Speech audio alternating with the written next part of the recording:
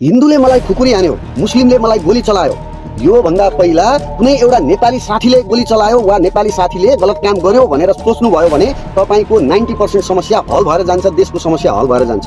यो खालको लडाई किन, हिन्दू र मुस्लिमको लडाई किन? तपाईहरुले इतिहास पढ्नु भइरहेछ, विश्वको इतिहासमा सबैभन्दा ठूलो युद्ध धर्मयुद्ध मानिएको छ। यो धर्मयुद्ध सुरु भयो भने यसले देशलाई खरानी बनाउन नि 2 सेकेन्ड पनि लाउँदैन।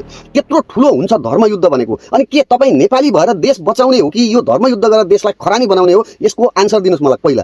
दोस्रो कुरो भनेको घरमा झगडा भयो भने छिमेकीले फाइदा उठाउँछन्, अर्थात दाजुभाइ झगडा भयो भने छिमेकीले फाइदा उठाउँछन् भन्ने कुरो तपाईले यो उखान सुन्नु भएको छ कि छैन? यदि यो उखान सुन्नु भएको छ भने अहिले तपाईहरुको जुन लडाई भइरहेछ त्यसमा यो प्रतिपक्षी दल एमाले, कांग्रेस, माओवादी लगायतका नेताहरूले चाहिँ फाइदा लुटिरहेछन्, तपाईलाई झन् उकासिरहेछन् र तपाईहरुको बीचमा चाहिँ उनीहरुको कार्यकर्ता घुसेडेर अनि अनैतिक काममा लगाइरहेछन्, आन्दोलनलाई बढाइरहेछन्, किनभने उनीहरुलाई यो सत्ता ढलाउनु छ। अब तपाईको माग एउटा छ, तर कार्यकर्ताहरू जुन माओवादी र एमालेले पठाएको छ ऊ कार्यकर्ताहरूले चाहिँ यो आन्दोलनलाई सबैभन्दा ठूलो पार्ने अनि यो सरकार सत्तालाई चाहिँ पल्टाउने यो सोचले तपाईहरुकै ग्रुपमा पनि, तपाईहरुले जुन आन्दोलन गरिराख्नु भएको छ त्यही आन्दोलनकै ग्रुपमा पनि यस्ता कार्यकर्ताहरू छन्। त्यो भएको कारणले एकदमै सचेत हुनु होला।